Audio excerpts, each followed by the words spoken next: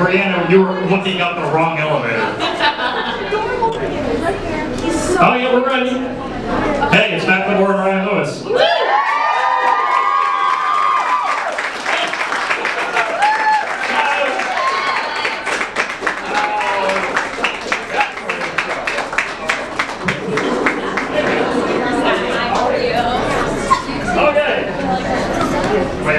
Look at this. In the flesh. Yeah, here we go. Hello. Want to introduce just a few people real quick. Beth flew in from, no, you drove from Portland this morning. Hi, Beth. It's impressive. And as soon as we're done here, she has to go back in time to pick up the kids. So we're good. You left the kids? She said they're fine. They'll fend for themselves. We had you guys on the air with us like a month or so ago, maybe 2 months ago. It was the day that downtown rocked. Yep. And I had asked you at that time, I'm asking the same question now because obviously the album process is a little bit further along, but I said, when you guys are in the studio, who has final say-so? If you guys come to some sort of disagreement with the direction of the song, and Macklemore says, dude, we're still working on the album, why you starting to big fight, what are you doing? We're starting with a heater right now. Yeah, you've been going there. Yeah. No, like, the last interview too is like, man. That's not true. Where's the how's your day going? I am fascinated with two people that have been as successful as you've been for as long as you've been, how you're able to create the success you have and still maintain the partnership. It's a different question. It's two questions. But the first question, we had to bring in a third party. Oh no. Settle the arguments. Who is it? Mediator. Sean Kemp. Sean comes in and I hear what you're saying. I hear what you're saying too. listen to Ryan. Usually we just argue for a really long time and then we end up working more. Have you ever gotten to a point where you've gone a couple days where you're like, I just need a break from you, I can't talk to you? Really? Days? No. Not me. There we have. You have. One finds himself. It's part of the process though. I mean, this is what happens with groups. So is the album done? Is it done? Are you still finessing? Finessing. Still? That's the word. Finessing. Okay. Whose job is it to finesse? Both? Yeah. There's plenty of finessing to do.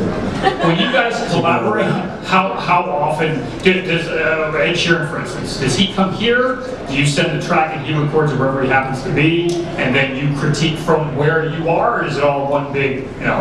In that particular case, we went to him. He happened to be in Denver, so we went to Denver and got in the studio with him. The less over the internet-ness you can do, the better. I think. Why, you're afraid of like an iCloud hack? People are gonna find out? Always. Yeah, Always. terrified. God, that would be. Who is it? No, music. Just sending a song is just not the same as being in the studio or you know, to give feedback via email. Like, I think that this part could be different versus like, hey, let's try this in the studio. It just internet can quickly, email can be misconstrued and people get sensitive. Is that a moment when you're working with Ed Sheeran where the females in your life are like, hey, can I come along for this business trip? I don't know if my girl feels that way.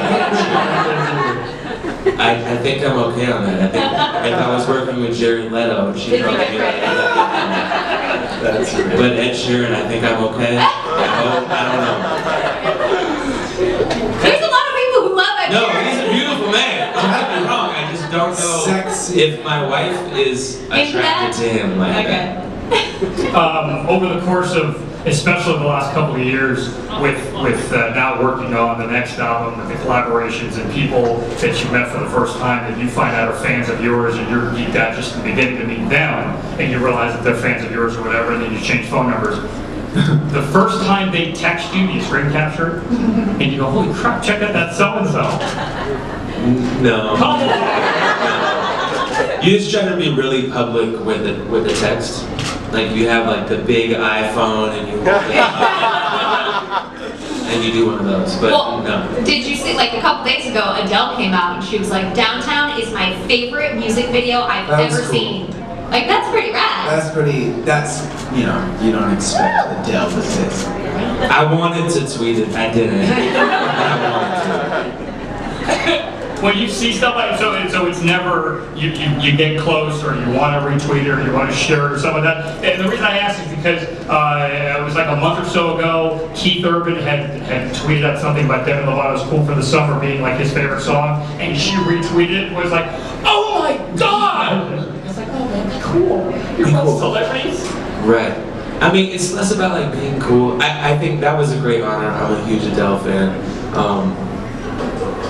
Yeah, I think that she's like gonna go down in history as like a classic artist. She has one of the greatest voices of our generation. That's awesome. But I don't need to let everyone know that she said that. It's like if they see it, they see it. That's great. And you saw it. I saw it. Boom! I also saw you take a picture with Justin Bieber. Do you have Justin Bieber's cell phone number in your phone? No, I didn't feel it was necessary to go there. It would have just been strictly for the ego. I don't think I'm texting JP on the reg. But yeah. And I took a picture of him and Eric Nally, Yeah. who sings on Downtown. That was amazing. Which this whole The story was level of incredible. fan Justin Bieber is for Eric Nally was mind-blowing. Really? Yeah. Because he walks up to, I never met him before. You walk He- right past me. He walks past Ryan, through Ryan. And he's like, "What's up, man?" To me, he's like, "Hey, what's up, man? Like, kill it, like, positive, positive." And then he gets to Eric behind us, and he's like, "Dude, I am such a huge fan. Like, the knee drop thing that you do, how do you do that?" And the whole night, he kept turning around in his seat at the EMAs. We were like 20 seats down. And he would turn back and look at Eric and do a heart sign and mouth, "I love you." It's pretty incredible. So Ryan, does it bug you in situations like that when someone will walk past and go straight to Ben, or you like being behind the scenes? You were pissed. I'm so mad. Gosh. No, I think it doesn't bug me. I think maybe like really early on when you're adapting to this whole thing kind of to begin with, that was part of adapting. But, you know, I can also walk around most places as a random schmo, which is great. And you have a harder time with that. What do you do here in town? Can you go to the grocery store? Yes. Yes. Seattle's actually one of the better places for me. Strong. Because I think people expect to see me here versus places where they don't expect to see me. They can get more intense. But yeah, I think people acknowledge me a lot. There's of course pictures, but it's chill. Is it different now having a daughter and like being around, walking around with your daughter? Does it bug you then when people come up to you? Bug me, no. It's all on the approach. I think that there's like, if people come up just like, "Hey, yo, man, let me get a pic," before asking really or don't ask, it can be a little off-putting with my daughter, but people are for the most part really respectful. It's weird over the course of the last several years of watching you guys just completely take off and then hit the stratosphere. A couple of years, and I think I told you this already, but a couple of years ago, I went back east to see my dad, and I hit the Jersey Shore, and I'm on the boardwalk, and I see a guy wearing a Macklemore Rhinos t-shirt, and it was weird because it was like tuning into a New York or Philadelphia radio station and hearing you guys, and you become very protective. That was one of those where you go, "Hey, a second, that's weird. That's like home." Yeah. When the first time you guys, I mean, again, to the rest of the world, you guys exploded, but here, it's been a long time coming. Right. But when you guys travel and you see yourselves a t-shirt or whatever, or you hear yourself on the radio someplace else, I'm assuming at this point that's now all happened. At what point that was like, that was pretty cool, right? Yeah, I mean, it still is. Still is cool. I think that after the first record came out, traveling, doing a world tour and traveling internationally in particular, and going to places you've never gone before, and a lot of cultures that are really different from here, and still having your music impact and get shared with people is probably like the peak of that sort of like weird feeling where, you know, it's like classic places that you have your own romanticized rapport with, like a Paris or something like that, where you don't go to Paris like, and Macklemore and Ryan Lewis will be in Paris, you know, it's Paris. And so I think when you see your music getting shared, far-reaching, it was weird and exciting, for sure. You guys have a show coming up in January at the Grand Ole Opry. Is that right? Do I have that right? In Nashville. That's like, no? Is that right? You Is do. that right? You are absolutely right. I can't wait for that show. It's weird because you know, it's Ryan Lewis Macklemore at the Grand Ole Opry. It's crazy. Lifelong goal. All right. Bucket list. I just thought that was weird. You don't see that kind of No, we're doing a lot of cool historic theaters and a lot of really cool venues and some markets that we didn't hit last time to kind of start out, and that's one of them. Well, it's different. You're not doing an arena tour this time around. Why?